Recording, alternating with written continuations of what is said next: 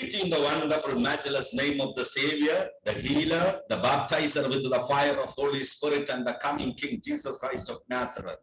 ரட்சகரும் பரிகாரியும் வரப்போகிற ராஜாதி ராஜாவும் அக்கினியினால் ஞானஸ்நானம் கொடுப்பவருமாகிய நசரேயனாகிய இயேசு கிறிஸ்துவின் ஈடு இணையற்ற நாமத்தில் உங்கள் ஒவ்வொருவரையும் வாழ்த்துகிறேன்.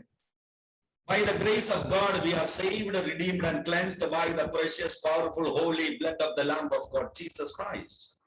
தேவனுடைய பெரிதான கிருபையினாலே நாம் ஆட்டுக்குட்டியானவருடைய ஈடு இணையற்ற ஒப்பற்ற இரத்தத்தின் மூலமாக ரட்சிக்கப்பட்டு கழுவப்பட்டு மீட்கப்பட்டு சுத்திகரிக்கப்பட்டிருக்கிறோம். He made us the royal priesthood, holy nation, God's own possession, household of God, and heir of God, co-heir with Jesus Christ. அவர் நம்மை தெரிந்து கொள்ளப்பட்ட சந்ததியாக, ராஜரீக ஆசாரிய கூட்டமாக, அவருடைய புண்ணியங்களை அறிவிக்கும்படியாக, அவருடைய சுதந்திரராக, கிறிஸ்துவுக்கு உடன் சுதந்திரராக, தேவனுடைய வீட்டாராக நம்மை கிறிஸ்துவுக்குள் தெரிந்தெடுத்திருக்கிறார். The moment we are saved, we gave our life to Jesus Christ, we became the army of God. நாம் ஆண்டவராகிய இயேசுவை நம்முடைய சொந்த இரட்சகராக ஏற்றுக்கொண்டு நம்முடைய வாழ்வை அவருக்கு ஒப்பு கொடுத்த அந்த நிமிடத்தில் தானே நாம் தேவனுடைய சேனையின் அங்கமாக மாறிவிடுகிறோம். Jesus is the captain and we are the soldiers. நாம் அவருடைய படை அணியினுடைய போராளிகளாக, போர் வீரர்களாகவும், இயேசு கிறிஸ்து நம்முடைய படை தளபதியாகவும் நமக்கு முன் செல்லுகிறார். We are in the battlefield. ஆகவே நாம் ஒரு யுத்த களத்தில் நின்று கொண்டிருக்கிறோம் என்பதை மறந்துவிடக் கூடாது. We wage a spiritual battle. நாம் செய்வது ஒரு ஆவிக்குரிய யுத்தம். Since we are in the battlefield, we must know the strategies of enemy, then only we can win the battle. நாம் ஒரு யுத்த களத்தில் நின்று கொண்டிருக்கிறபடியால் நம்முடைய எதிராளியினுடைய யுத்த தந்திரங்களை நாம் நன்றாய் அறிந்திருந்தால் ஒழிய நாம் இந்த ஆவிக்குரிய யுத்தத்தில் ஜெயம் பெற முடியாது. So I want to speak to you about a spirit. ஆகவே இந்த நம்முடைய எதிராளியாகிய பிசாசானுடைய தந்திரங்களை குறித்து, அதனுடைய ஒரு ஆவியினுடைய தன்மையை குறித்து இந்த காலைவேளையிலே நான் உங்களோடு பகிர்ந்து கொள்ள விரும்புகிறேன். John chapter 14 verses 18 says, I will not leave you orphans, I will come to you. யோவான் சுவிசேஷம் 14வது அதிகாரம் 18வது வசனம் இப்படி சொல்கிறது, நான் உங்களை திக்கற்றவளாக விடேன், நான் உங்களிடத்தில் திரும்ப வருவேன் என்பதாக இயேசு சொல்கிறார். This word came from the very mouth of our Jesus Christ. நம்முடைய ஆண்டவராகிய இயேசு கிறிஸ்துவினுடைய வாயிலிருந்து நேரடியாய் வந்த, அவரே உச்சரித்து சொன்ன வார்த்தைகள் இந்த வசனம். I will not leave you orphans, I will come to you. நான் உங்களை திக்கற்றவளாக விடேன், நான் உங்களிடத்தில் வருவேன் என்று இயேசு சொல்கிறார். Based on this word, I want to speak to you today about subdue an orphan spirit. இந்த வசனத்தின் அடிப்படையிலே நான் உங்களை திக்கற்றவளாக விடேன், அதாவது அனாதைகளாக விடமாட்டேன் என்று சொல்கிற இந்த வசனத்தின் அடிப்படையிலே அதன் பின்னணியில் உள்ள ஒரு குறிப்பிட்ட ஆவியை, அதாவது அனாதை ஆவி என்கிற ஒரு ஆவியை நம்முடைய வாழ்வில் இருந்து நாம் எப்படி அகற்றுவது, அதை எப்படி அடக்கி கீழ்ப்படுத்துவது என்கிற ஒரு மறைவான சத்தியத்தை இன்றைக்கு நான் உங்களோடு பகிர்ந்து கொள்ள விரும்புகிறேன். Many children of God are controlled by the spirit of orphan. அநேக தேவ பிள்ளைகள் கூட இந்த அனாதை ஆவி என்கிற ஒரு வெறுமையாக்குகிற அந்த ஆவியினாலே பீடிக்கப்பட்டிருக்கிறார்கள். The Bible talks about the physical orphans. வேதத்திலே சரீர பிரகாரமாக அனாதைகளாக, உறவுகளற்று திக்கற்று விடப்பட்டவர்களை குறித்து வேதம் சொல்கிறது. An orphan is somebody who loses their parents. ஒரு அனாதை என்பவர்கள் தங்களுடைய தாய் தகப்பனை, உறவுகளை இழந்து திக்கற்றவர்களாக விடப்பட்டவர்கள்.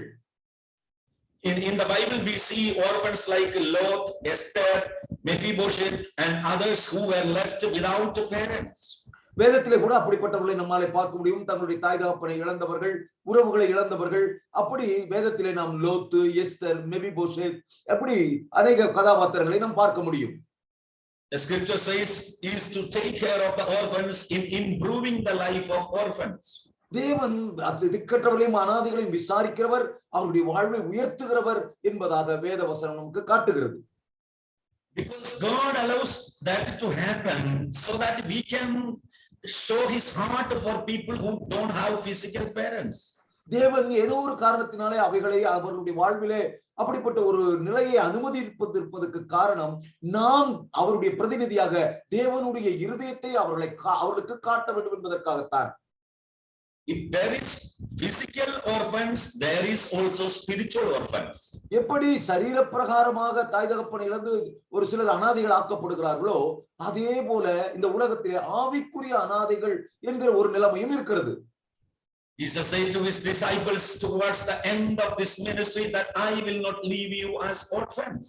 இயேசு தன்னுடைய ஊழியத்தினுடைய இறுதி நாட்களிலே தான் எடுத்துக்கொள்ளப்படுவதற்கு முன்பு தன்னுடைய சீஷர்களை பார்த்து சொன்னார், நான் உங்களை அனாதைகளாக விட்டு போக மாட்டேன், உங்களை திக்கற்றவர்களாக விட மாட்டேன் என்பதாக அவளுக்கு வாக்கு கொடுக்கிறார்.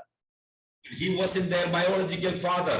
அவர் சரீர பிரகாரமான ஒரு தகப்பனாக அவர்களுக்கு இருக்கவில்லை. He is talking about a spiritual heart. ஆனால் அவர் அந்த தகப்பனுடைய இருதயத்தை, அந்த ஆவிக்குரிய தகப்பன் துவத்தை பற்றி பேசுகிறார். He is talking about a climate and an attitude. அவர் அந்த ஆவிக்குரிய சீதோஷணத்தை குறித்து, தகப்பனா இருக்கக்கூடிய ஆவிக்குரிய மனோபாவத்தை குறித்து அந்த இடத்துல சொல்லுகிறார். He is talking about something different than being a physical orphan.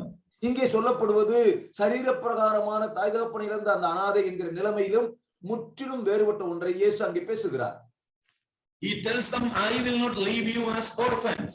அவர் சீஷர்களை பார்த்து சொன்னார், நான் உங்களை திக்கற்றவர்களாக விடேன், அனாதைகளாக விட்டு போக மாட்டேன் என்பதாக. It's when the person feels rejected, when the person lives in isolation, when the person lives, even if they have physical parents, but they live spiritually, emotionally and mentally deprived of that love. அவர்கள் சரீர பிரகாரமாக ஒரு நபர் தன்னுடைய தாய் தகப்பனர்கள் இருக்கலாம், உறவுகள் இருக்கலாம், ஆனாலும் கூட அன்பற்றவர்களாக அந்த ஆதரவையும் தகப்பனுடைய உறவையும் அதனுடைய எல்லா ஐஸ்வர்யங்களையும் பறிகொடுத்தவர்களாக நிர்கதியாய் விடப்பட்ட நிலைமையில் வாழ்ந்து கொண்டிருக்கவும் சாத்தியங்கள் உண்டு. They are deprived of that love, that cares, and a lot of times they lived in that very sad and pathetic state. அவர்கள் அந்த தகப்பனுடைய அன்பை பறிகொடுத்தவர்களாக, இழந்தவர்களாக, பல நேரங்களிலே ஒரு பறிகொடுத்த மனநிலையிலே தவிக்கிறவர்களாக, கைவிடப்பட்டவர்களாக, நிற்கதியாய் நிற்கிறவர்களாக வாழ்ந்து கொண்டிருக்கிறார்கள். Let us read Luke chapter 15 verses 25 to 31.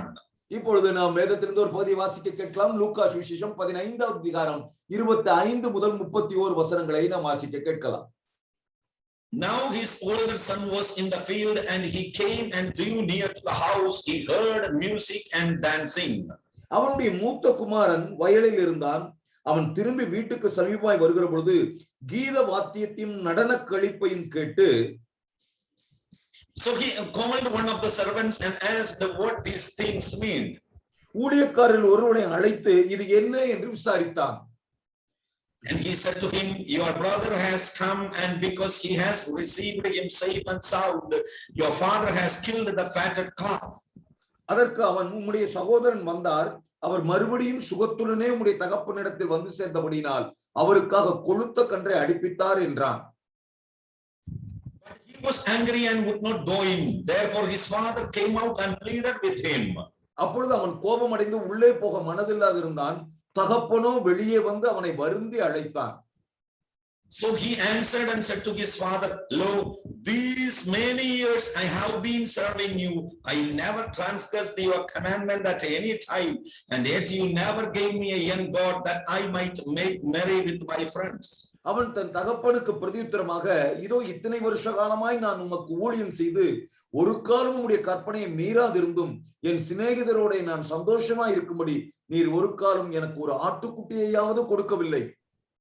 But as soon as this son of yours came, you have devoured your livelihood with harlots. You killed the fatted calf for him. வேசிகளிடத்தில் உம்முடைய ஆஸ்தியை அழித்து போட்ட உம்முடைய குமாரனாகிய இவன் வந்தவுடனே கொழுத்த கன்றை இவனுக்காக அடிப்பித்தீரே என்றான். And he said to him, son, you are always with me, and all that I have is yours. அதற்கு தகப்பன், மகனே, நீ எப்போதும் என்னோடு இருக்கிறாய், எனக்கு உள்ளதெல்லாம் உன்னுடையதாய் இருக்கிறது. It was right that we should make merry and be glad, for your brother was dead and is alive again, and was lost and is found. உன் சகோதரனாகிய இவனோ மரித்தான், திரும்பவும் உயிர்த்தான், காணாமற் போனான், திரும்பவும் காணப்பட்டான், ஆனபடியினாலே நாம் சந்தோஷப்பட்டு மகிழ்ச்சியா இருக்க வேண்டுமே என்று சொன்னான் என்றார். My precious brothers and sisters who are listening me, என்னை கவனித்துக் கொண்டிருக்கிற எனக்கு அன்பான சகோதர சகோதரிகளே, I want to speak something about the spirit, orphan spirit, based on Luke chapter 15 verses 25 to 31.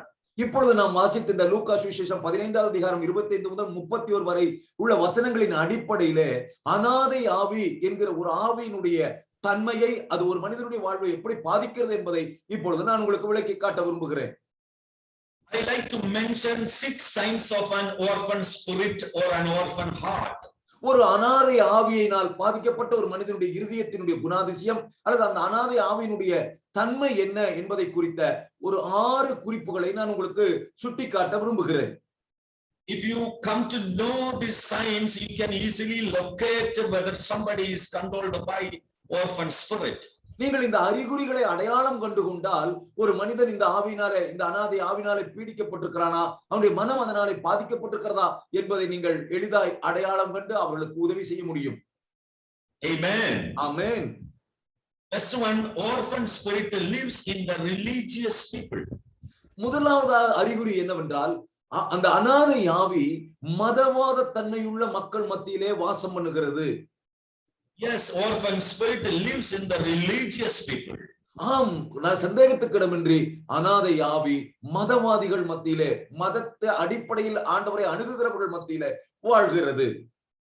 What I mean by religious people is not the one who doesn't clap, who doesn't believe in wearing makeup and wear head coverings. அனாதை மதவாத ஆவி என்று சொல்லும் பொழுது நான் வெறுமனே சடங்காச்சாரமாக தேவனை ஆராதிக்கிறவர்களோ, கைதட்டாமல் இருக்கிறவர்கள், முக்காடு போடாதவர்கள் அல்லது மேக்கப் போட்டுக்கொள்ளவர்கள், அப்படிப்பட்டவர்களை குறித்து நான் சொல்லவில்லை. Religion is what is left when the relationship with God is non-existent. மதம் என்பது தேவனோடு உள்ள உறவு இழக்கப்பட்டு அது தவிர்க்கப்பட்டு வெறும் சடங்கு மேலோங்கி இருப்பதுதான் மதம். Religion can happen to charismatics, to Catholics, to CSI, to Baptists, to Anglicans, and to anybody who loses a revelation of who God is, who Christ is. இந்த மதம் என்கிற அடிமைத்தனம் அல்லது அந்த மதம் என்கிற கட்டுப்பாடு யாருக்கு வேண்டுமானாலும் நடக்கலாம். அவர்கள் பெந்தகோஸ்தேக்காரர்களாக இருக்கலாம், சிஎஸ்ஐயாக இருக்கலாம், கத்தோலிக்கர்களாக இருக்கலாம், மெத்தடிஸ்டாக இருக்கலாம், ஆங்கிலிக்கனாக இருக்கலாம். யாராக வேண்டுமானாலும் இருந்தாலும் இந்த மதவாதத்திற்குள்ளே அவர்கள் ஆட்பட்டு விட முடியும். எப்பொழுது தேவன் யார் என்கிற அறிவை இழந்து அல்லது அந்த வெளிப்பாட்டை இழந்து உறவை தவிர்த்து விட்டு சடங்காக தேவனை அணுகுகிறார்களோ அங்கே மதம் மேலோங்குகிறது. Christianity is not a religion. Christianity is a revelation. கிறிஸ்துவம் என்பது மதம் அல்ல, அது ஒரு வெளிப்பாடு. Jesus asked his disciples, who do men say I am? And everybody start throwing different versions, and then Peter says, you are the son of God. இயேசு ஒரு நாள் தம்முடைய சீஷர்களை பார்த்து, ஜனங்கள் என்னை குறித்து என்ன என்று சொல்கிறார்கள், யார் என்று சொல்கிறார்கள் என்று ஒரு கேள்வியை கேட்டார். சீஷர்கள் ஆளாளுக்கும் ஒவ்வொரு பதிலை சொன்னார்கள். பேதுரு உடனே எழுந்து, நீர் ஜீவனுள்ள தேவனுடைய குமாரனாகிய கிறிஸ்து என்பதாக இயேசுவுக்கு பதில் சொன்னார். And Jesus responds to Peter, he said that flesh and blood did not tell you this, Peter. He said it was my Father in heaven who revealed that.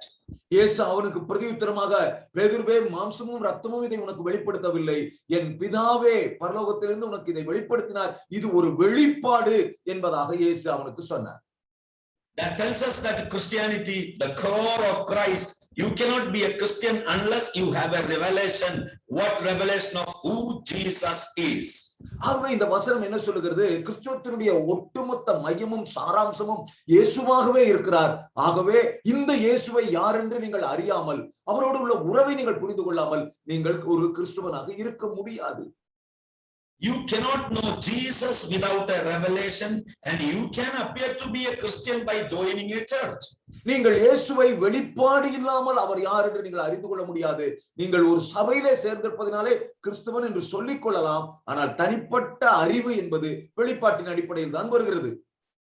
Yes, you can appear to be a Christian by being born in a Christian household, but the problem with the religion is that religion doesn't have a revelation, and religion makes orphans. நீங்கள் ஒரு கிறிஸ்துவ குடும்பத்திலே பிறந்திருப்பதினாலே நான் ஒரு கிறிஸ்துவன் என்று நீங்கள் வெளியிலே பெருமையாக மாறுதட்டிக் கொள்ளலாம். ஆனால் மதத்தினுடைய பிரச்சனை என்னவென்றால், மதம் தேவனை குறித்து அறிகிற அறிவை அடைய முடியாமல் நம்மை தடுத்து விடுகிறது. அது மட்டுமல்ல, மதம் அனாதைகளை உருவாக்கி விடுகிறது. Revelations make sons and daughters. வெளிப்பாடு குமாரர்களையும் குமாரத்திகளையும் மகன்களையும் மகன்களையும் தேவனுக்கு உருவாக்குகிறது. Revelation gives you an identity and religion deprives you of your identity. வெளிப்பாடு உங்களுக்கு மகன் மகள் என்கிற அடையாளத்தை தேவனோடு உறவை ஏற்படுத்தி தருகிறது. ஆனால் மதமோ அந்த அடையாளத்தை பறித்து உங்களை அனாதைகள் ஆக்குகிறது. And religion gives you orphan spirit. மதம் அனாதை ஆவிக்கு வழிவகுத்து விடுகிறது. The Bible says the prodigal son came from the field where he was feeding swine. வேதம் சொல்லுகிறது பன்றிகளின் பின்னாலே திரிந்து கொண்டிருந்த மேய்த்துக் கொண்டிருந்த ஒரு இளையகுமாரன் மனம் திரும்பினவனாக தகப்பனிடத்திற்கு திரும்பி வந்தான். You see in the story the father has two sons and both sons were lost. நீங்கள் அந்த சம்பவத்தை நன்றாக இந்த தகப்பனுடைய காரியத்தை நீங்கள் வாசித்து பார்ப்பீர்களானால் இந்த தகப்பனுக்கு 2 குமாரர்கள் இருந்தார்கள். சொல்ல போனால் 2 பேருமே இழந்து போனவர்கள் தான். One was lost with harlots and the other one was lost on the field. ஒருவன் வேசிகளின் இடத்திலே தன்னுடைய ஆஸ்தியை செலவழித்து அப்படி துன்மார்க்கமாய் தன்னுடைய ஜீவனை இழந்து போனான். இன்னொருவன் தகப்பனோடு இருந்து கொண்டே அவன் தகப்பனை இழந்தவனாக இருந்தான். One son was lost in rebellion, the other one was lost in religion. ஒருவன் முரட்டாட்டத்தினாலே விலகி போனான், இன்னொருவன் மதப்பிடிமானத்தினாலே விலகி நின்றான். One son came back in repentance, the other one, the story ends with him as not knowing that he ever came into the house or not. He was in the field but not in the house. ஒருவன் மனம் திரும்பினவனாக சந்தோஷமாக வீட்டுக்குள்ளே வந்து சேர்ந்தான். ஆனால் இன்னொருவனோ வாசற்படியிலே நின்று கொண்டு தயக்கமுடையவனாக உள்ளே வரலாமா வேண்டாமா, எனக்கு இடம் இருக்கிறதா இல்லையா என்று தயங்குகிறவனாக வெளியிலே நிற்கிறவனாகவே காணப்படுகிறான். He worked for his father but he did not know his father. அவன் தகப்பனுக்காக எல்லா பாடுபட்டான், பிரயாசப்பட்டான். ஆனால் தகப்பனுடைய இருதயத்தையோ அவன் அறிந்திருக்கவில்லை. Religion is man's attempt to earn God's gift of salvation. மதம் என்பது தேவனுடைய இலவச ஈவாகிய ரட்சிப்பை தன்னுடைய சுயமுயற்சியினாலே தேடுவது, தன்னுடைய நற்கிரியைகளினாலே தேவனை அடைய முயற்சிப்பது. Religion is man's attempt to earn God's gift of love and unconditional acceptance. தேவனுடைய அன்பையும் நிபந்தனையற்ற அங்கீகாரத்தையும் தன்னுடைய சுயமுயற்சிகளினாலே தன்னுடைய பக்தி சம்பந்தமான கிரியைகளினாலே அடைய முயற்சிப்பதுதான் மதம்.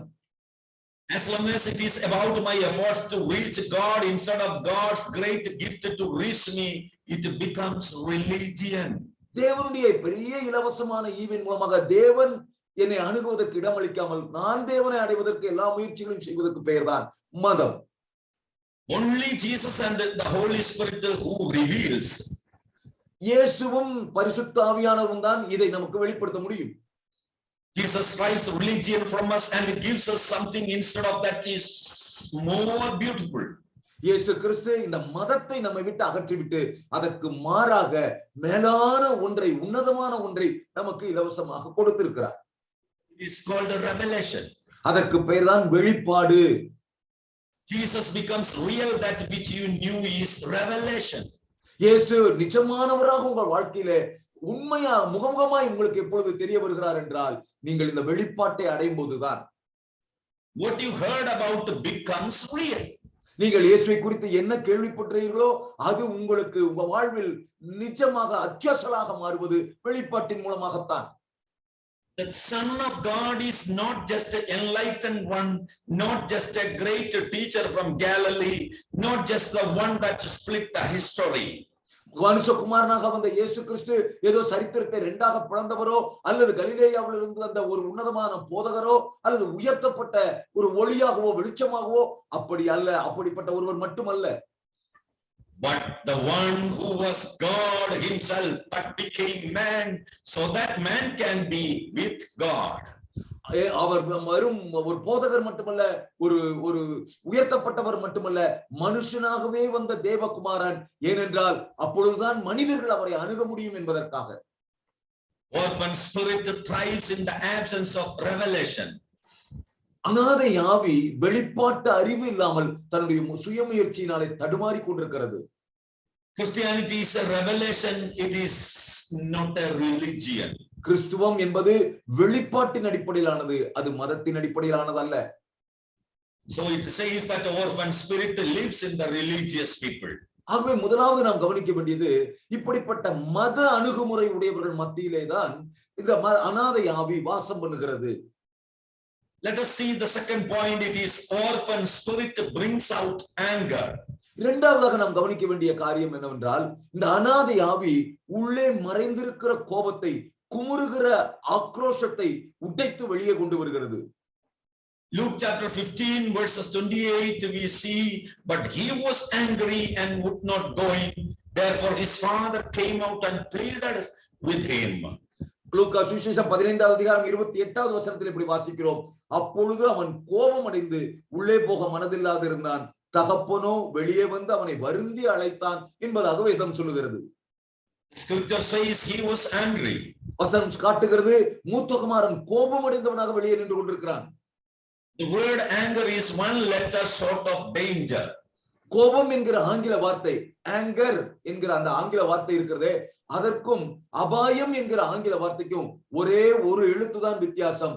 ஆங்கருக்கு முன்னாடி டிஐ சேர்த்தால் அது டேஞ்சராக, கோபத்துக்கு முன்பாக ஒரு எழுத்தை சேர்த்தால் அது அபாயமாக மாறிவிடுகிறது. Religious people are angry people. மத அணுகுமுறை உடையவர்கள் எப்பொழுதுமே கோபம் நிறைந்தவர்களாக, எளிதில் உணர்ச்சி வசப்படுகிறவர்களாக இருக்கிறார்கள். If you want to deal with anger in your life, you need to have a revelation of who Jesus is now. உங்களுடைய வாழ்க்கையில இந்த கோபம் என்கிற பிரச்சனையை நீங்கள் சரி செய்ய வேண்டுமானால், தீர்க்க வேண்டுமானால், இயேசு கிறிஸ்து இப்பொழுது உங்களுக்கு யாராக இருக்கிறார் என்பதை குறித்த வெளிப்பாடு உங்களுக்கு வந்தால்தான் இந்த பிரச்சனைக்கு தீர்வு வரும். It's true, and anger could be holy. கோபம் பரிசுத்தமான கோபமாகவும் இருக்க முடியும், அதில் சந்தேகமில்லை, அது உண்மைதான். God has anger and it is a justifiable anger. தேவன் கோபம் உள்ளவர்தான், அவருடைய கோபம் நியாயமான கோபம். And anger can be just a natural response to injustice. கோபம் என்பது அநீதி இழைக்கப்படும் பொழுது அதற்கான எதிர்வினையாக இயல்பாகவே இருக்க முடியும். Anger can also be an open door to demons. அதே நேரம் கோபம் என்பது பிசாசுகள் உள்ளே நுழைவதற்கு வழிவகுக்கக்கூடிய ஒரு திறந்த வாசலாகவும் மாறிவிடவும் கூடிய அபாயம் இருக்கிறது.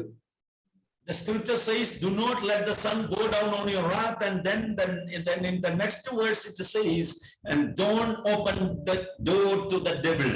வேதம் சொல்லுகிறது, சூரியன் அஸ்தமிக்கிறதுக்கு முன்பாக உங்கள் கோபம் தனிய கடவுது என்று சொல்லப்பட்ட அதே வசனத்தில் தானே அதற்கு கீழே பிசாசுக்கு இடம் கொடாமலும் இருங்கள் என்றும் வேதம் சொல்லுகிறது. Because anger opens the door to demons. ஏனென்றால் கோபம் பிசாசுகள் உள்ளே நுழைவதற்கு ஒரு வழியாக, ஒரு திறந்த வாசலாக அமைந்து விடுகிறது. And this son, though he worked so hard for his father, he struggled with anger. இந்த மூத்த குமாரன் தகப்பனுக்காகவே வேலை செய்து கொண்டிருந்தாலும், தகப்பனோடு இருந்தாலும் அவனுக்குள்ளே இந்த கோபம் என்கிற பிரச்சனை உள்ளே குமரி கொண்டுதான் இருந்தது. His anger was risen up when he saw his other brother was received in a party and a celebration. அந்த மறைந்து கிடந்த கோபம் பொங்கி பிரவாகித்து வெளியே வந்து விட்டது. தன்னுடைய இளைய சகோதரன் ஏற்றுக்கொள்ளப்பட்டு அவனுக்காக ஒரு விருந்து கொண்டாடப்பட்டு அங்கே ஒரு ஆர்ப்பரிப்பும் கீத சத்தமும் காணப்பட்ட பொழுது அந்த கோபம் குமரி வெளியே வந்து விட்டது. Orphans are angry people. அனாதைகளாக தங்களை உணர்கிறவர்கள், உள்ளே குமுறும் கோபத்தை அடக்கி கொண்டிருக்கிறவர்கள். The second point says orphan spirit brings out anger. இரண்டாவது குறிப்பாக நாம் பார்க்கிறது, அனாதை ஆவி கோபத்தை உள்ளடக்கின ஆவி. Let us come to the third point. Orphan spirit pushes a person in isolation. மூன்றாவது ஒரு காரியம், மூன்றாவது அறிகுறி, இந்த அனாதை ஆவி ஒரு மனிதனை ஆட்கொள்ளும் பொழுது அது அவனை சமுதாயத்தை விட்டு ஒதுங்கி ஒதுங்கி ஒதுங்கி போக செய்து விடுகிறது. Luke chapter 15 verses 28 it says the following, that he would not go in. லூக்கா 15:28 வசனம் பிற்பகுதியில் இப்படி சொல்லுகிறது, அவன் கோபம் அடைந்தான், அடுத்ததாக உள்ளே போக மனதில்லாது இருந்தான் என்று சொல்லப்பட்டிருக்கிறது. Nobody rejected him from coming in. அவன் உள்ளே நுழைவதற்கு எந்த தடையும் இல்லை, யாரும் அவனுக்கு மறுப்பு சொல்லவில்லை. His own self of pride entitlement wouldn't let him in. அவனுடைய சுய பெருமையே, அவனுடைய அந்த உரிமை கோருகிற மனோபாவமே அவனை உள்ளே நுழைந்து அந்த கொண்டாட்டத்தில் கலந்து கொள்வதில் இருந்து தடை செய்கிறது. It wasn't because there was no room. அங்கே அவனுக்கு இடம் இல்லாமல் போயிற்று என்றெல்லாம் ஒரு காரணமும் அங்கே இல்லை. It wasn't because there was so much hypocrisy. அங்க பெரிய மாய்மாலங்கள் அல்லது புறக்கணிப்புகள் அப்படியெல்லாம் எதுவும் இருக்கவில்லை. He would not go in. அவனேதான் தன்னுடைய சுய விருப்பத்தின்படியிலே தன்னுடைய அதிருப்தியினாலே உள்ளே போக மனதில்லாதிருந்தான். யாரும் அவனை வர வேண்டாம் என்று சொல்லவில்லை. An orphan spirit draws a person away from community and draws a person away from fellowship. அநாதை ஆவி ஒரு மனிதனை ஆட்கொள்ளும் பொழுது அவனை சமுதாயத்தோடு, ஐக்கியங்களோடு, கூட்டாண்மைகளோடு இணைய விடாமல் அவனை பிரித்து பிரித்து பிரித்து வெளியே தனிமைப்படுத்தி விடுகிறது. It creates these false ideas like people don't love me. அது அவர்களுக்குள்ளே தவறான ஒரு பிம்பத்தை உருவாக்கி விடுகிறது. யாருக்கு நான் வேண்டாத ஆளு, என்னை யாரும் நேசிக்கிறது இல்ல என்று தங்களுக்கு தாங்களே தவறான கற்பிதங்களை அவர்கள் வளர்த்துக் கொள்கிறார்கள். This false idea that they attack me, they criticize me, and it is this person who constantly live in isolation. தனிமையிலே ஒதுங்கி ஒதுங்கி வாழ்கிற மனிதனுக்குள்ளே இருக்கக்கூடிய தவறான கற்பிதங்கள் எப்பொழுதுமே அவர்கள் மனிதர்களை தவறாக புரிந்து கொள்கிறார்கள். அவங்களுக்கு நான் தேவையில்லை, அவங்க என்ன காயப்படுத்துவாங்க, நான் போனாவே அவங்களுக்கு பிடிக்காது, இப்படி ஏதாவது ஒரு கற்பிதம் அவர்களுடைய மனதில் ஆழமாக பதிந்திருக்கும். Solitude is not isolation. தனிமைப்படுத்துதல் என்பது ஒதுங்கி வாழ்தல் வேறு, தனிமையாக வாழ்தல் வேறு. Yes, solitude is something that refreshes you. நீங்கள் தேவ சமூகத்திலே உங்களை தனிமைப்படுத்திக் கொண்டு உங்களை ஆராய்வது இருக்கிறதே, அது உங்களை புதுப்பிக்கிறது, புத்துணர்ச்சி அடைய வைக்கிறது. Isolation is something that depletes you. ஆனால் இந்த ஒதுங்கி வாழ்வது, யாரோடும் ஒட்டாமல் இருப்பது, அது உங்களை கீழே தள்ளி விடுகிறது, அழுத்தி விடுகிறது. Isolation is when you would not go into a life group because you are afraid of community. நீங்கள் சமுதாயத்தின் மேல் உங்களுக்கு இருக்கிற அச்சத்தின் காரணமாக, தாழ்வு மனப்பான்மையின் காரணமாக ஜீவன் தருகிற அந்த நல்ல ஐக்கியத்திற்குள்ளே நுழையாமல் உங்களை தயக்கம் காட்டி வெளியே நிற்க வைப்பது இந்த ஒதுங்கி வாழ்கிற மனோபாவம். Maybe you have been hurt before, or maybe you are constantly suspicious of people. ஒருவேளை நீங்கள் உங்கள் கடந்த கால காயங்களினாலே நீங்கள் நிறைய பாதிப்புகள் அடைந்ததினாலே எப்பொழுதுமே மனிதர்கள் மேல ஒரு சந்தேகம், யாரையும் நம்ப முடியாத ஒரு தன்மை, இப்பைகள் உங்களுக்கு ஒரு பாதிப்பை ஏற்படுத்தி இருக்க கூடும். There is two big problems in our society. நம்முடைய சமுதாயத்துல ரெண்டு பெரும் பிரச்சனைகள் இருக்கிறது. One is isolation and the other one is toxic people. ஒன்று எதனோடும் ஒட்டாமல் ஒதுங்கி வாழ்கிற ஒரு கூட்டம், இன்னொன்று எல்லாத்திலும் தலையிட்டுக் கொள்கிற கலவர செய்கிற ஒரு கலகக்கார கும்பல். Isolation says people are the problem and the toxic people say you are the problem. தனிமைப்படுத்திக் கொள்கிறவர்கள் அல்லது ஒதுங்கி வாழ்கிறவர்கள் மற்றவர்களை பிரச்சனைக்குரியவர்களாக காட்டுகிறார்கள். அவங்கதான் தப்பு, அவங்களுக்கு நான் தேவையில்லை என்று சொல்லி ஒதுங்கி கொள்கிறார்கள். இந்த கலகக்காரர்களுக்கு அவர்களே பிரச்சனைகளாக இருக்கிறார்கள். And both are very dangerous. ரெண்டுமே ரொம்ப ரொம்ப அபாயகரமானது. Isolation is very dangerous. தனிமையாய் ஒதுங்கி வாழ்வது, யாரோடும் ஒட்டாமல் இருப்பது ரொம்ப ஆபத்தான ஒரு விஷயம். God never created us for isolation. ஆண்டவர் ஒரு காலம் நம்மை சமுதாயத்தோடு ஒட்டாமல் தனித்து வாழும்படி அழைக்கவே இல்லை. In the scripture, for example, if you look at doubting Thomas, one of the reasons he was doubting Jesus' resurrection is because when disciples were meeting together, Thomas was not with them. வேதத்திலிருந்து ஒரு உதாரணத்தை சொல்ல வேண்டுமானால், சந்தேகப்பட்ட தோமா அவனுடைய பிரச்சனையே என்னன்னா, அவன் மற்ற சீஷர்களோடு ஒட்டாமல் ஒதுங்கி போய்விட்டான். இயேசு அவளுக்கு தரிசனமான பொழுது அந்த இடத்திலேயே தோமா இருக்கவில்லை. அந்த ஒதுங்கி போனதுதான் அவனை சந்தேகப்பட வைத்தது. Doubts get magnified and amplified in the presence of isolation. தனிமைப்பட்டு நீங்கள் ஒதுங்கி வாழ ஆரம்பிக்கும் பொழுது உங்க உள்ளே இருக்கிற யூகங்கள், சந்தேகங்கள் பூதாகரமாக உருவெடுத்து அது உங்களை வாட்டி வதைக்க ஆரம்பித்து விடுகிறது. In fact, even different health reports comes out and say that isolation, it really brings a lot of things, lot of problems in the families and the society and in humanity.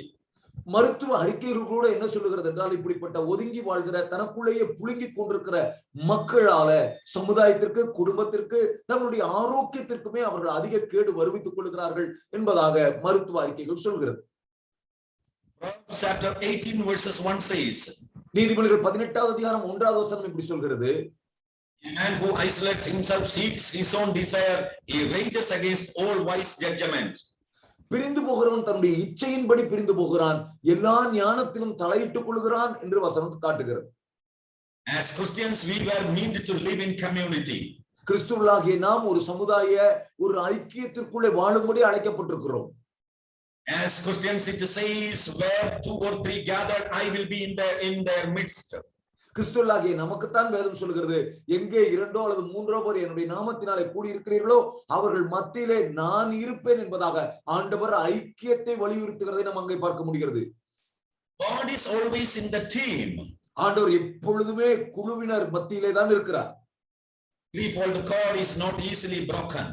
முப்புரி நூல் சீக்கிரமாய் அறுந்து போகாது. Jesus always send the people in twos, and we are called to live in community. இயேசு எப்பொழுதுமே சீஷர்களை வெளியே அனுப்பும்போது 2 பேராக ஒருமனப்பட்டவர்களாகத்தான் அனுப்பினார். நாம் அப்படி ஒரு ஐக்கியத்தோடு அன்போடு வாழும்படிதான் அழைக்கப்பட்டிருக்கிறோம். So the third point says orphan spirit pushes a person in isolation. ஆகவே 3வது குறிப்பு அல்லது 3வது அறிகுறி, அனாதை ஆவியினால் பாதிக்கப்பட்டவர்கள் சமுதாயத்தோடு ஒட்டாமல் ஒதுங்கியே வாழ்ந்து கொண்டிருப்பார்கள். Now we come to the fourth point. இப்பொழுது நாம் 4வது அறிகுறியை பார்க்க போகிறோம். Fourth point is orphan spirit carries a sense of entitlement. இந்த அனாதை ஆவி ஒரு உரிமை கோருகிற மனோபாவத்தை உடையதாக இருக்கிறது. இது 4வது அறிகுறி. Entitlement means unfairness, demanding and controlling. உரிமை கோருதல் என்றால் நியாயமற்ற முறையில் தங்களுடைய உரிமைக்காக வாதாடுவது அல்லது குரல் கொடுப்பது என்பதாகும். He got offended because he felt entitled. அவன் தனக்கு உரிமை இருந்தும் தான் நிராகரிக்கப்படுவதாக உணர்ந்ததினாலே தான் காயமடைந்தவனாக வெளியே நின்று கொண்டிருந்தான் மூத்த குமாரன். And then you see these words, I always served you and I never transgressed your commandments. அந்த வசனங்களை நன்றாக கவனித்து பாருங்கள். மூத்த குமாரனுடைய அறிக்கையை பாருங்கள். அவன் நான் எப்பொழுதும் உமக்கு ஊழியம் செய்து கொண்டிருந்தும் உம்முடைய கற்பனைகளை மீறாது இருந்தும் என்று தன்னுடைய தரப்பை நியாயப்படுத்துகிறதை நம்மாலே பார்க்க முடிகிறது. Never use those words with God, always and never. நான் சொல்லுகிறேன், ஒரு காலம் தேவனிடத்தில் இப்படிப்பட்ட நியாயப்படுத்துகிற வார்த்தைகளை பயன்படுத்தாதீர்கள், ஒரு காலம் பயன்படுத்தாதீர்கள். They are very dangerous words and that is an exaggeration. அவைகள் மிக மிக ஆபத்தான வார்த்தைகள் மட்டுமல்ல, மிகைப்படுத்தப்பட்ட வார்த்தைகள். ஏனென்றால் நமக்கு எந்த தகுதியும் இல்லை. He felt entitled and he said, I belong, I deserve and you owe me a God. அவன் தனக்கு உரிமை இருப்பதாக அந்த வாதத்தை நிலைநாட்டுவதற்காக முயற்சி செய்கிறான். நான் எனக்கு நியாயமா வந்து சேர வேண்டியது இருக்கிறது, நான் நன்றாக உழைத்திருக்கிறேன், நம்முடைய கற்பனைகளை மீறவில்லை என்றெல்லாம் தன்னுடைய நியாயத்தை எடுத்துரைத்து அவன் எனக்காக நீர் ஒரு ஆட்டையாவது அடித்தீரா என்று வாதாடுகிறதை நம்மால பார்க்க முடிகிறது. Look how funny that sounds. பாருங்க, அது எவ்வளவு வேடிக்கையான ஒரு விஷயம். தேவனிடத்திலே போய் நம்ம அப்படி நம்முடைய நியாயத்தை சொல்வது எவ்வளவு கேலி கூத்தான விஷயம். Father gave him a farm. தகப்பன் அவனுக்கு ஒரு வயல் நிலத்தையே சொந்தமாக கொடுத்திருந்தார். But he feels entitled to a God. ஆனால் அவனுக்கோ ஒரு ஆடு கிடைப்பதே பெரிய விஷயமாக தெரிந்தது. அதற்கு ஒரு உரிமை குரல் கொடுத்து கொண்டிருந்தான். Completely loss of perspective. ஒட்டுமொத்தமாக தகப்பனை குறித்த கண்ணோட்டத்திலேயே பெரும் பிழை இருந்தது. That is exactly what entitled people are. அப்படித்தான் உரிமைக்காக குரல் கொடுக்கிறவர்கள் எப்போதும் தவறான கண்ணோட்டம் உடையவர்களாக இருக்கிறார்கள். They never see straight. அவர்கள் எந்த விஷயத்தையுமே நேரடியான ஒரு பார்வையில யதார்த்தத்தில் அவர்கள் பார்ப்பதில்லை. Please understand, entitlement is not Christianity. நன்றாக புரிந்து கொள்ளுங்கள், இந்த உரிமை கோருகிற அல்லது நியாயத்துக்காக குரல் கொடுக்கிற இந்த தன்மை கிறிஸ்துவத்தில் இல்லவே இல்லை. Bible doesn't teach us entitlement. வேதம் நமக்கு அப்படி உரிமைக்காக குரல் கொடுக்க சொல்லி எந்த இடத்திலும் போதிக்கவில்லை. We are not entitled.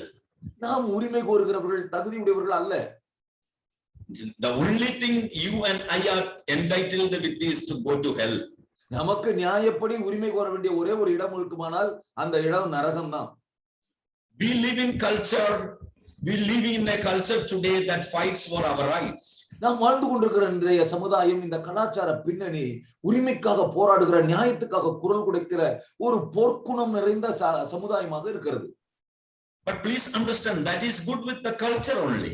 ஆனால் நன்றாக புரிந்து கொள்ளுங்கள், சமுதாயத்திற்கு இந்த உலகத்துக்கு வேண்டுமானால் அது சரியாக இருக்கலாம்.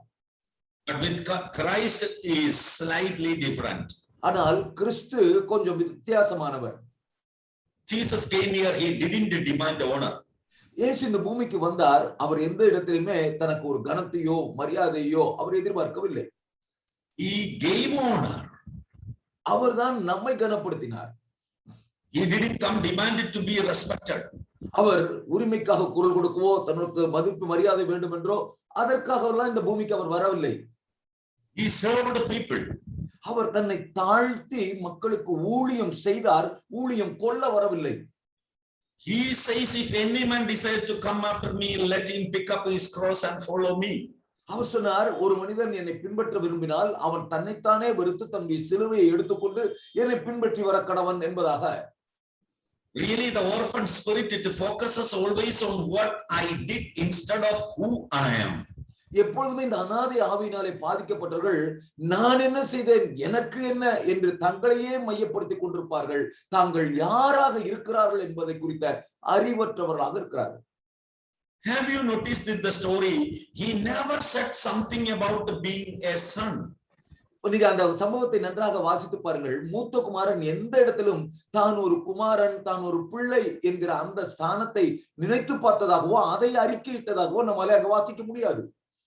He bragged about to slave away his life.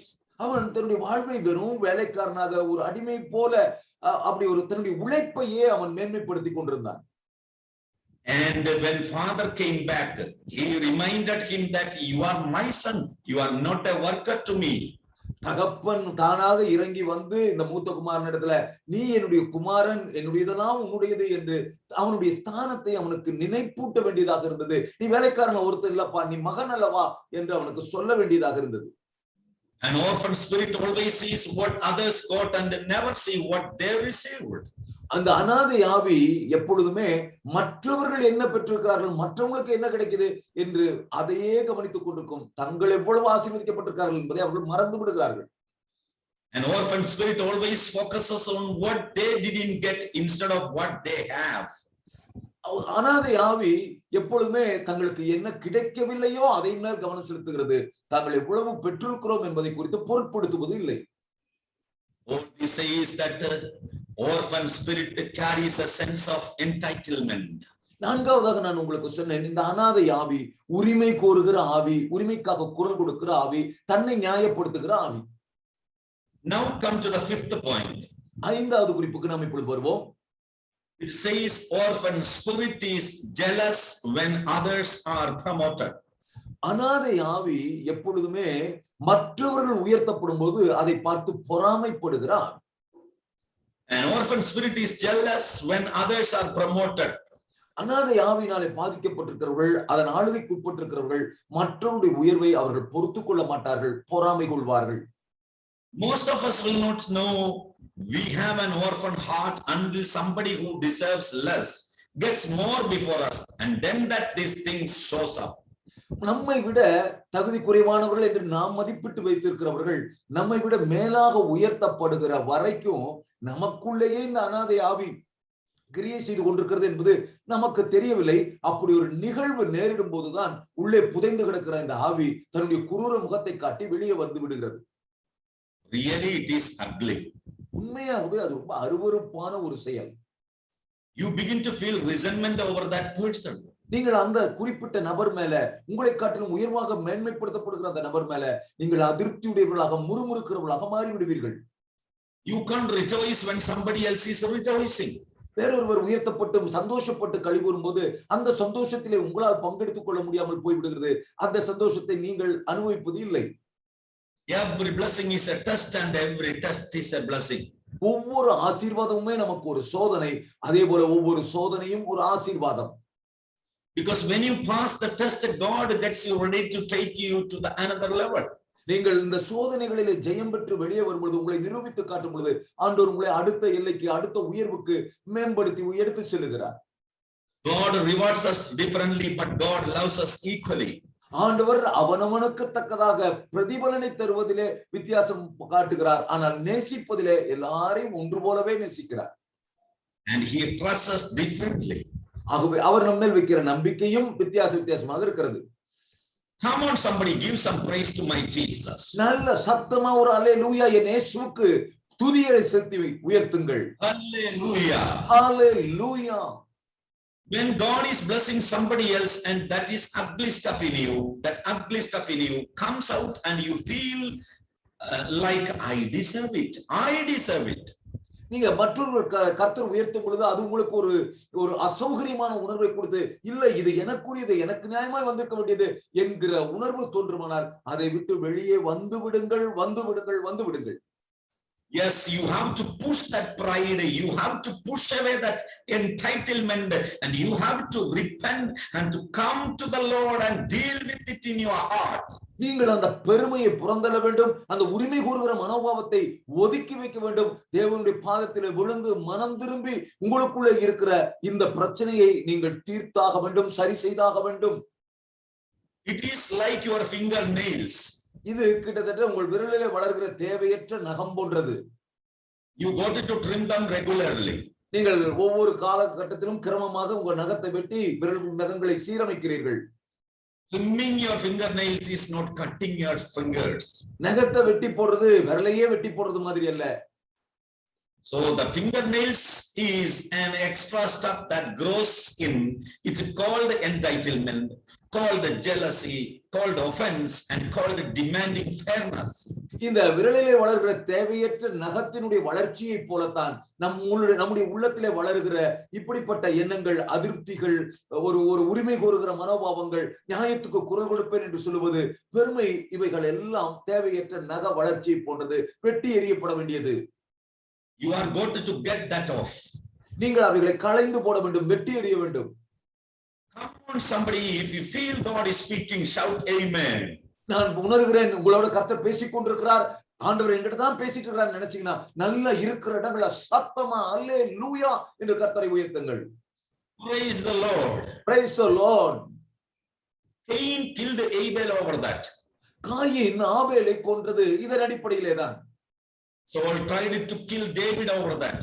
Saul தாவீதை கொல்ல விடாமல் துரத்தி கொண்டிருந்ததும் இந்த விதமான உரிமை கோருகிற அல்லது அனாதை ஆவியினுடைய பாதிப்பினாலே தான். Pharisees sought to kill Jesus over that. பரிசேயர்கள் இயேசுவை கொல்ல முனைந்ததும் இந்த ஆவியின் தாக்கத்தினாலே தான். Someone's promotion will expose your silent frustration with God. யாரோ ஒருவருடைய உயர்வு உங்களுக்குள்ளே புதைந்து கிடக்கிற மௌனமான விரக்திகளை, மறைமுகமான குமுறல்களை உடைத்து வெளியே கொண்டு வந்து விடுகிறது. So fifth point says orphan spirit is jealous when others are promoted. ஐந்தாவது அறிகுறி அல்லது ஐந்தாவது அடையாளம், அனாதை ஆவியினுடைய அறிகுறி, மற்றவர்கள் உயர்த்தப்படும் பொழுது உள்ளே ஒரு பொறாமை வளருவது. Let us see the sixth point. It says orphans cannot access their inheritance. ஆறாவது குறிப்பை நாம் கவனிப்போம். அனாதை ஆவி உடையவர்கள் ஒரு நாளும் தங்களுடைய சுதந்திரத்தை அவர்கள் அடைவதோ அனுபவிப்பதோ இல்லை. It is true that orphans cannot access their inheritance, and this is the worst and the saddest part about being an orphan is. உண்மைதான், அனாதைகளினாலே தன்னுடைய சுதந்திரத்தை அடையவும் முடியவில்லை, அனுபவிக்க முடிவதில்லை. அது அவர்களுடைய வாழ்விலே அந்த அனாதை தன்மையினுடைய மிக பரிதாபமான விளைவு, மிக மிக மோசமான ஒன்று. That you got everything but you can use nothing. உங்களுக்கு எல்லாம் இருக்கும், ஆனால் நீங்கள் உங்களை அனாதைகளாக உணர்கிற வரை நீங்கள் ஒன்றையும் அனுபவிக்க மாட்டீர்கள். An older brother was an orphan. What? That older brother was an orphan. அந்த மூத்த சகோதரன் தன்னை ஒரு அனாதையாக உணர்ந்தான். He had the whole inheritance. அவனுக்கு எல்லா சுதந்திரமும் பங்கும் அவனுக்கும் இளையகுமாரனை போலவே கொடுக்கப்பட்டிருந்தது. He couldn't use it. ஆனால் அவனாலே அதை அனுபவிக்க முடியவில்லை. He kept waiting for the father to give him a goat. ஆனால் எல்லா ஆஸ்திகளையும் உடையவனாக இருந்து கொண்டு ஒரு ஆட்டுக்குட்டியை அப்பா தருவாரா என்று ஒரு யாசகனை போல வெளியே நின்று கெஞ்சிக் கொண்டிருந்தான். When the father gave him a farm, he says, all that I have is your son. தகப்பன் மகன் அந்த மூத்த குமாரனுக்கும் ஆஸ்திகளை, வயல்வெளிகளை எல்லாம் கொடுத்த பொழுது தகப்பன் சொன்ன வார்த்தை என்ன தெரியுமா? மகனே, நீ என்னுடையவன், என்னுடையதெல்லாம் உன்னுடையது என்று சொன்னார். Why he couldn't use it? அப்படியானால் ஏன் இந்த மூத்த குமாரனாலே உரிமையோடு அதை எடுத்துக்கொள்ள முடியவில்லை, அனுபவிக்க முடியவில்லை? Precious brothers and sisters, அருமை சகோதர சகோதரிகளே, it is because orphans cannot access their inheritance. அதற்கு காரணம் அந்த அனாதை மனோபாவம். அனாதைகள் தங்கள் சுதந்திரத்தை, தங்களுடைய ஆஸ்திகளை, தங்களுடைய ஆசீர்வாதங்களை அடைவதும் இல்லை, அனுபவிப்பதும் இல்லை. Bible says in Hebrews, for by one offering he has perfected forever who are being sanctified.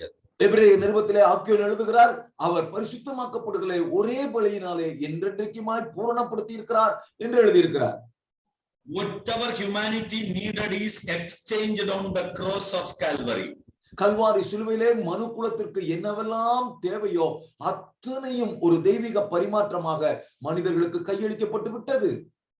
It is given, it is sent from Calvary. கல்வாரியிலிருந்து அது அனுப்பப்பட்டு விட்டது, அது ஏற்கனவே கொடுக்கப்பட்டு விட்டது. அவராலே கொடுக்கப்படாத ஆசீர்வாதம் என்ற ஒன்று இல்லவே இல்லை. If you couldn't enjoy and experience that blessings, whatever Jesus exchanged on the cross of Calvary, it is sure that you are controlled by orphan spirit. Kalvari சிலுவையிலே இயேசு என்னவெல்லாம் நமக்கு செய்து முடித்து என்னென்ன ஆசீர்வாதங்களை எல்லாம் நமக்காக கைமாற்றி கொடுத்திருக்கிறாரோ அவைகளை உங்களால பெற்று அனுபவிக்க முடியாவிட்டால் நீங்கள் இந்த அனாதை ஆவியினுடைய தாக்கத்திலே இருக்கிறீர்கள் என்பதன் அறிகுறியாகும். These are the 6 signs of an orphan spirit. ஒரு அனாதை ஆவியினுடைய அந்த தாக்கத்துக்குட்பட்டவர்களுடைய 6 அறிகுறிகளை நாம் இதுவரைக்கும் பார்த்தோம். I want to repeat it once again. நான் திரும்பவும் அவைகளை அந்த குறிப்புகளை மட்டும் திரும்ப சொல்ல விரும்புகிறேன். First one is orphan spirit lives in the religious people. முதலாவது அனாதை ஆவி மதவாத அணுகுமுறை உடையவர்கள் மத்தியில் வாசம் பண்ணுகிறது.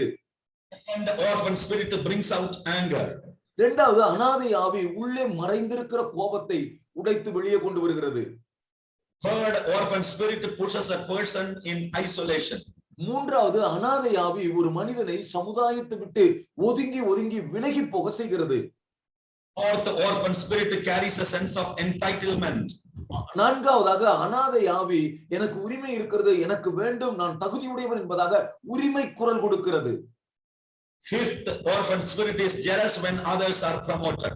ஐந்தாவதாக இந்த அனாதை ஆவி மற்றவர்கள் உயர்வை கண்டு மகிழாமல் பொறாமை கொள்கிறது. Sixth, orphans cannot access their inheritance. ஆறாவது இந்த அனாதை ஆவியினாலே பாதிக்கப்பட்டவர்கள் தங்கள் ஆசீர்வாதத்தை சுதந்திரத்தை அடைவதும் இல்லை, அனுபவிப்பதும் இல்லை.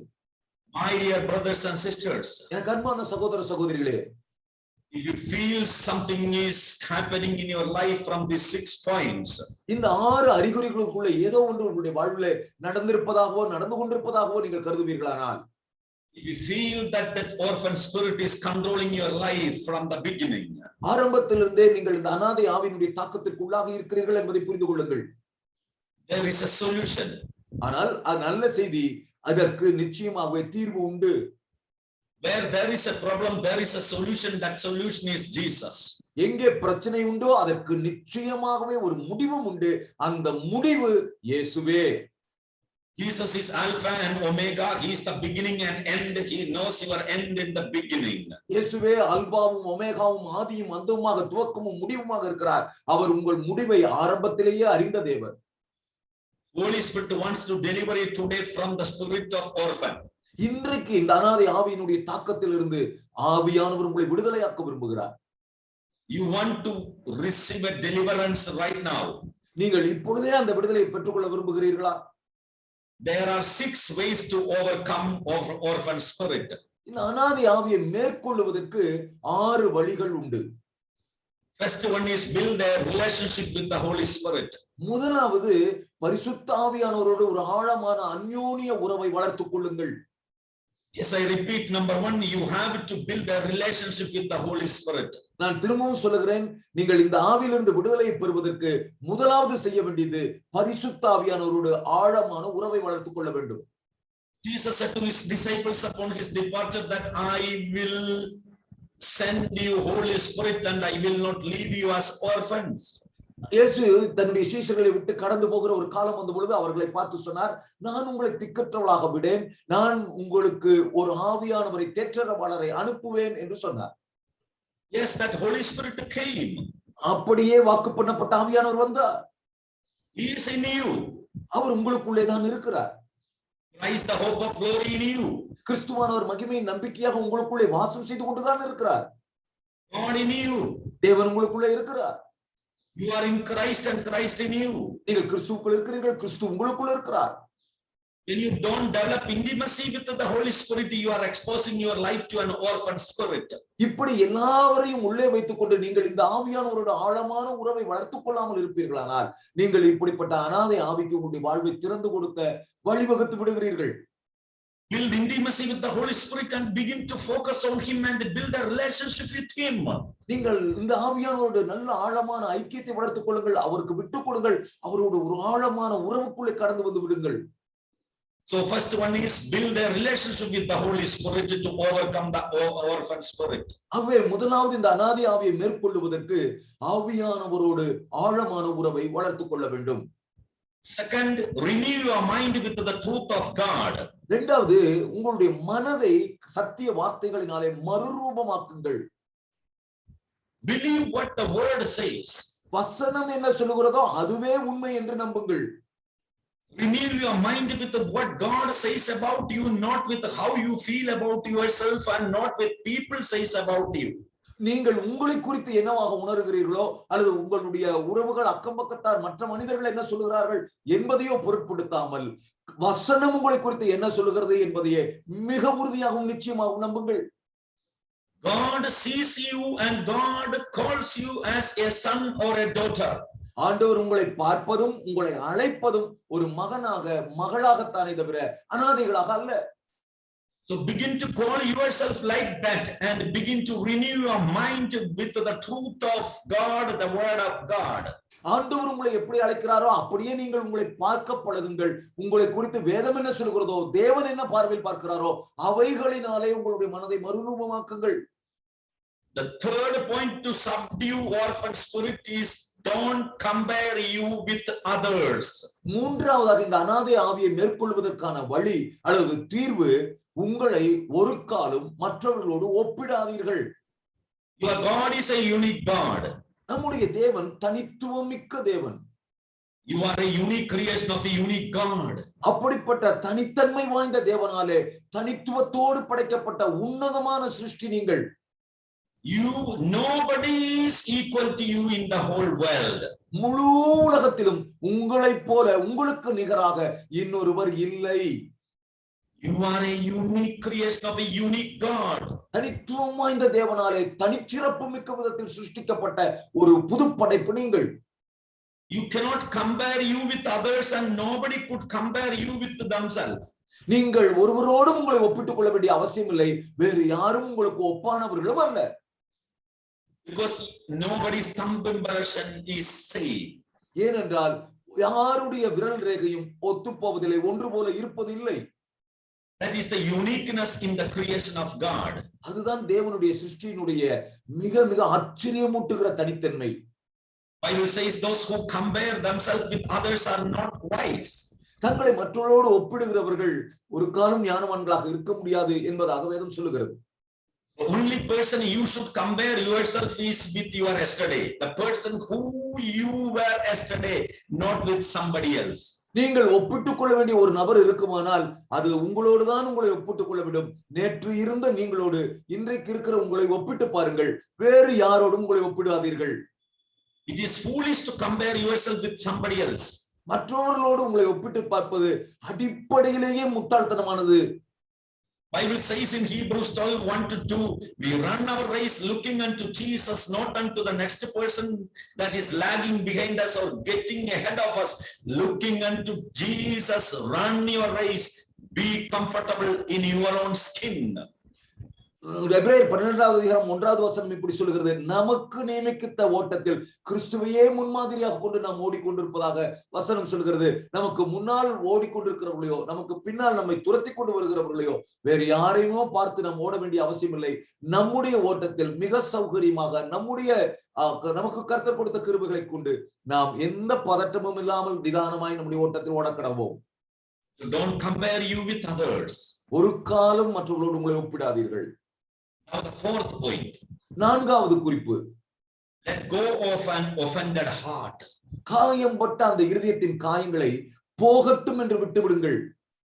It is true that your heart is broken and your soul is wounded. உண்மைதான், உங்கள் இருதயம் காயப்பட்டிருக்கிறது, உங்கள் ஆத்துமா நொறுங்கி இருக்கிறது, அது உண்மைதான். Holy Spirit is there to help you to heal. You allow Holy Spirit to do it in your life. ஆனால் உங்களுக்கு உதவி செய்ய ஒரு ஆவியானவர் இருக்கிறாரே, அவர் உங்களுக்குள்ளே ஆழமாய் இறங்கி கிரியை செய்யட்டும், காயங்களை ஆற்றட்டும், அவருக்கு இடம் கொடுங்கள். You can't overcome an old spirit, orphan spirit, without letting go of an offended heart.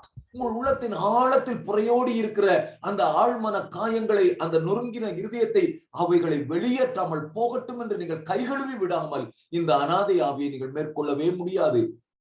Repent of entitlement, address assumptions, address hidden frustrations when somebody else is getting what you felt like you deserve.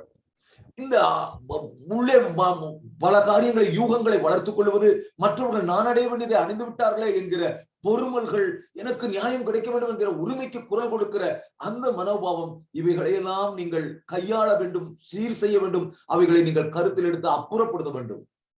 And stop fighting for fairness, because the Lord never created you for fairness. எப்பொழுதுமே நியாயத்துக்காக குரல் கொடுக்கிறேன் என்று அதற்காக போராடுகிறதை நிறுத்திவிடுங்கள். அப்படி நியாயம் கேட்பதற்காக கர்த்தர் நம்மை அழைக்கவில்லை. He wants to give you favor. அவர் உங்களுக்கு தன்னுடைய இரக்கத்தையும் தயையையும் காண்பிக்க விரும்புகிறார். So let go of an offended heart. ஆகவே இந்த காயப்பட்ட மனதினுடைய எல்லா புறையோடிய காயங்களை போகட்டும் என்று விட்டு விடுங்கள். Let us come to the fifth point. ஐந்தாவது காரியம், இந்த ஆவியை மேற்கொள்வதற்கான ஐந்தாவது குறிப்பை நாம் பார்க்க போகிறோம். Explore your inheritance by encountering God. தேவனோடு ஆழமான சந்திப்பின் மூலமாக உங்களுடைய சுதந்திரத்தை, ஆசீர்வாதங்களை உரிமையோடு அனுபவியுங்கள். We heard that the orphan spirit could not enjoy their inheritance. நாம் கேட்டோம், அந்த அனாதை ஆவி தங்களுக்கு நியாயமான சுதந்திரத்தை கூட அவர்கள் அனுபவிப்பதில்லை, ஆசீர்வாதங்களை அனுபவிப்பதில்லை என்பதாக பார்த்தோம். There is only one secret to get your inheritance, and that is not to name it but to claim it. உங்களுடைய சுதந்திரத்தை பெறுவதற்கு ஒரே ஒரு வழி, இது எனக்கு வேண்டும் என்று போராடுவதல்ல, உரிமையோடு எடுத்துக்கொள்வது. Grab it, confess it and possess it. அறிக்கை செய்யுங்கள், அப்படியே பாய்ந்து எடுத்துக்கொள்ளுங்கள், உரிமை பாராட்டுங்கள், சொந்தமாக்கிக் கொள்ளுங்கள். Bible says 2 Peter chapter 1 verses 3, as his divine power has given us all things that pertain to life and godliness.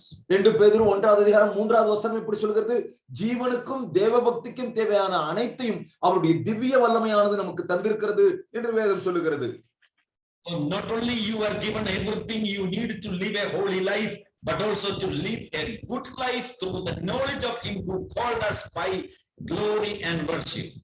அவருடைய மகிமையினாலும் கனத்தினாலும் நம்மை அழைத்தவருடைய அறிவை கொண்டு தேவ பக்திக்கும் ஜீவனுக்கும் ஏதுவான அனைத்தையும் நாம் பெற்று அனுபவித்து வாழும்படி தேவன் நமக்கு தந்திருக்கிறார். வெறும் பரிசுத்த வாழ்வுக்கானவைகள் மட்டுமல்ல, நம்முடைய எல்லா வாழ்க்கை அம்சங்களுக்கும் தேவையான அனைத்தையும் அவருடைய திவ்ய வல்லமை நமக்கு தந்தருளி இருக்கிறது.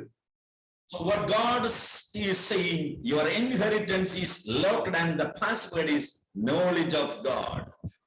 ஆண்டவர் என்ன சொல்றார் நமக்கு, உங்களுடைய ஆசீர்வாதங்கள் அல்லது சுதந்திரங்கள் இருக்கிறது, அவைகள் ஒரு பூட்டப்பட்டிருக்கிறது, அதற்கு ஒரு திறவுகோல் வார்த்தை அல்லது ஒரு கடவுச்சொல், ஒரு பாஸ்வேர்டு இருக்கிறது, அதுதான் தேவனை அறிகிற அறிவு.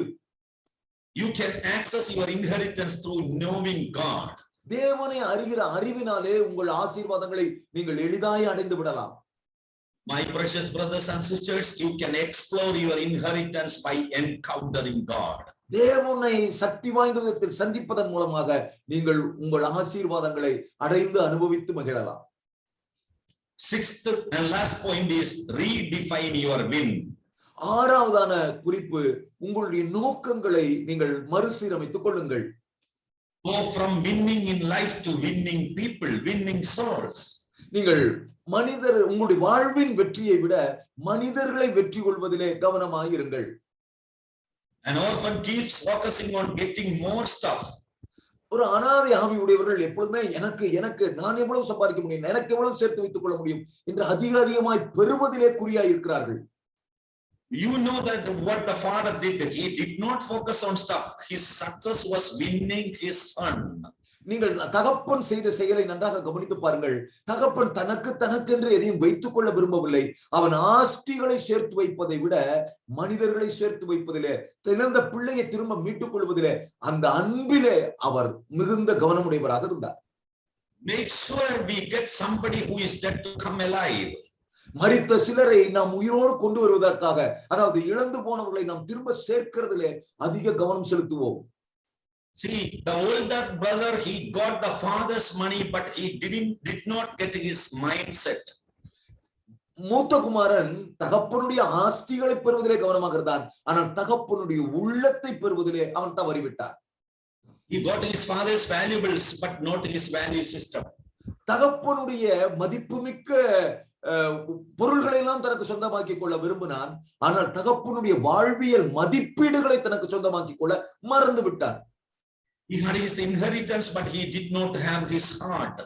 அவருடைய சுதந்திரத்தை அவன் வாங்கிக் கொண்டான், ஆனால் அவருடைய சுபாவத்தையும் அவருடைய தன்மைகளையும் அவருடைய இருதயத்தையும் அவன் உள்வாங்கிக் கொள்ளவில்லை. He had his possessions, but he did not have his passion. தகப்பனுடைய உரிமையான சொத்துக்கள் எல்லாம் அவனுக்கு வந்தது, ஆனால் தகப்பனுடைய அந்த வாஞ்சை, அவருடைய பாரம், அவருடைய அந்த உள்ள துடிப்பு இவனாலே பெற. My precious brothers and sisters, எனக்கு அன்பான சகோதர சகோதரிகளே, God called us to go into all the world and make disciples.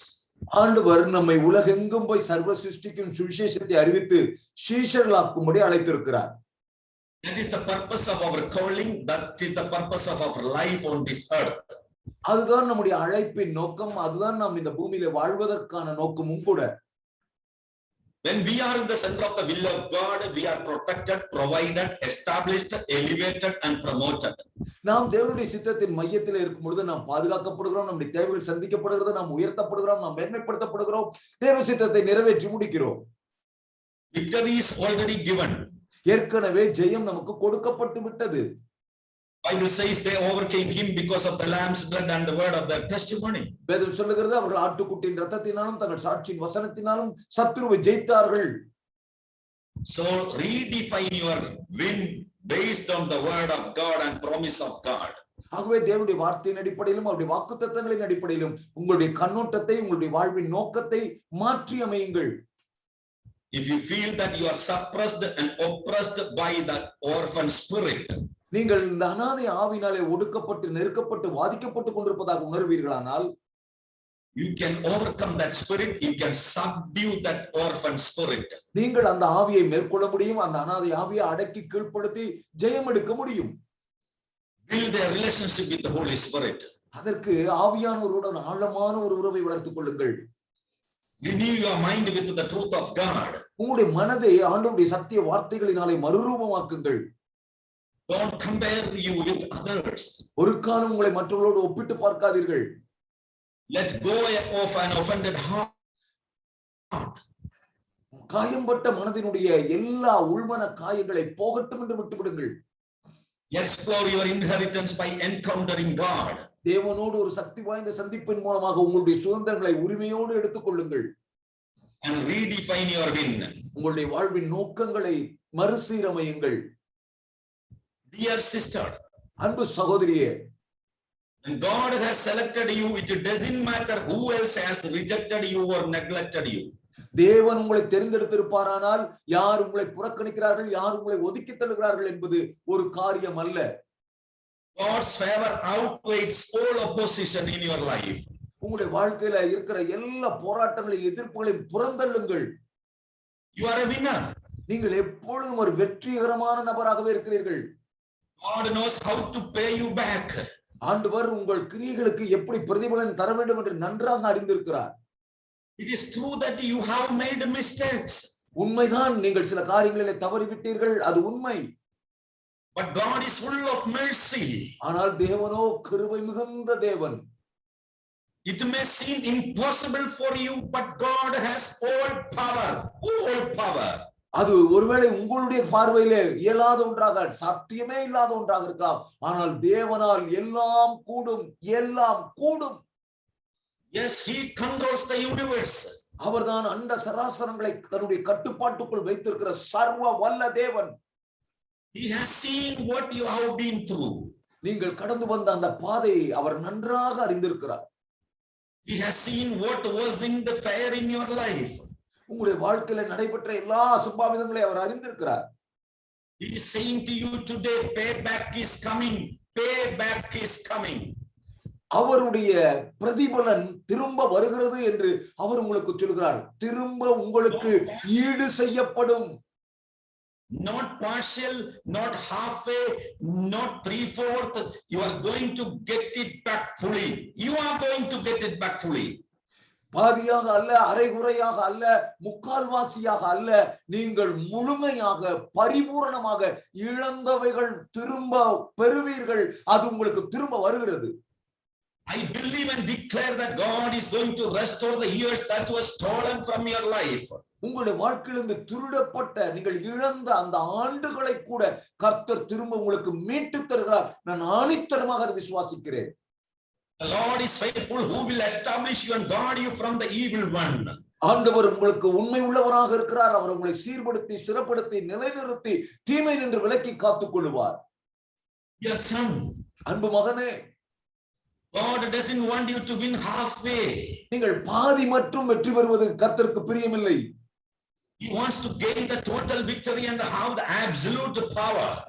அரைகுறை வெற்றி அல்ல, முழுமையான வெற்றி, பரிபூர்ணமான வெற்றி, முழுமையான அதிகாரம் உங்கள் கையில் வருவதை ஆண்டவர் விரும்புகிறார். You and God determine your future, not someone else. நீங்களும் தேவனும் சேர்ந்துதான் உங்கள் எதிர்காலத்தை தீர்மானிக்க வேண்டுமே தவிர வேறு யாரோ மூன்றாம் நபர்கள் உள்ளே தலையிடுவதற்கு வழி இல்லை. Yes, may your future be saturated with the favor of God as you give up those things that are holding you back and rise to the destiny that He has for you. கர்த்தர் உங்களுக்காக வைத்திருக்க இலக்கை அடைவதற்காக உங்களை பின்னுக்கு இழுக்கிற எல்லா வல்லமைகளை உதறி தள்ளிவிட்டு நீங்கள் எழும்பும் பொழுது கர்த்தருடைய கிருபை, தயை, மேன்மை, சகாயம் உங்கள் மேல் பரிபூரணமாய் வந்து பலிப்பதாக.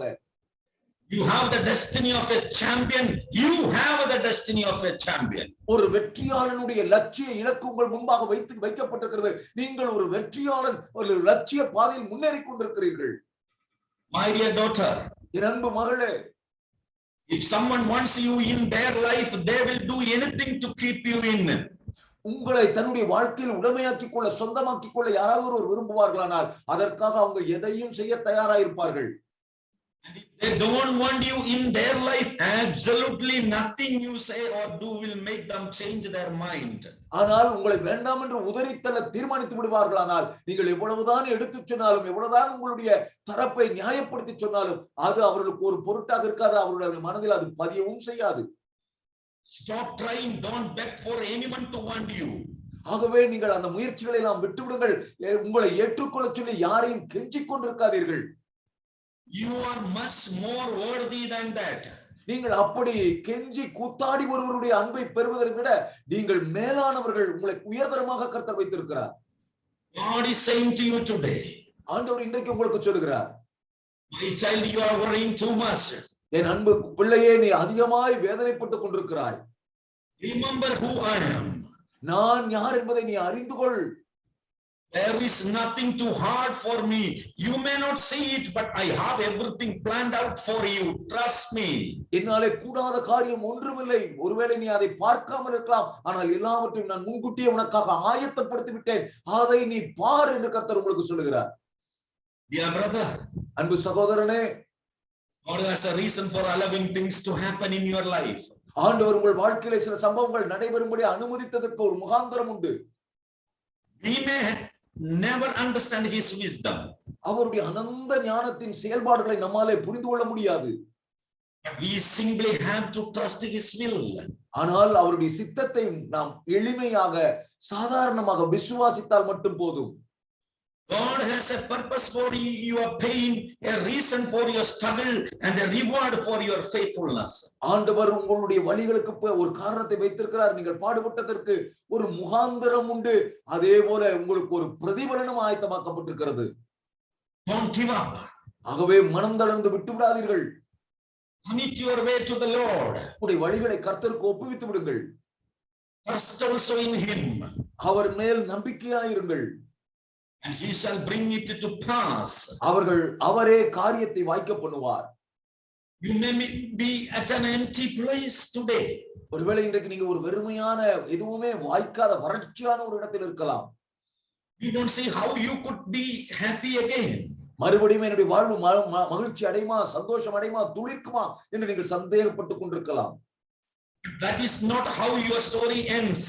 அப்படி உங்கள் வாழ்வு ஒரு காலம் நிராதரமாய் முடிய போவது இல்லை. God has things in your future better than you have ever imagined. நீங்கள் கற்பனையிலும் செய்து பார்த்திருக்க முடியாத உன்னதமான மேன்மையான ஆசீர்வாதங்களை உங்கள் எதிர்காலத்துக்கு என்று கர்த்தர் ஆயத்தப்படுத்தி வைத்திருக்கிறார். You may not understand it now. ஒருவேளை இப்பொழுது உங்களுக்கு அது புரியாமல் இருக்கலாம். It is not fair for you, but trust him, trust him. ஒருவேளை உங்களுக்கு அது இப்பொழுது கண்முன்பாக தோன்றாமல் இருக்கலாம், நியாயம் இல்லாதது போல தோன்றலாம். ஆனாலும் அவரை விசுவாசியுங்கள், நம்புங்கள். It is all a part of his plan. இது எல்லாம் அவருடைய சித்தத்தின் ஒரு பகுதி தான். உங்க வாழ்க்கையில் இப்பொழுது சம்பவித்துக் கொண்டிருப்பதெல்லாம் He says, prepare your bag. அவர் சொல்கிறார், உங்கள் வழிகளை, உங்கள் பயணத்திற்கு ஆயத்தமாகுங்கள். He is going to bring you to a blessed place where you are more fulfilled, more rewarded than you have ever been.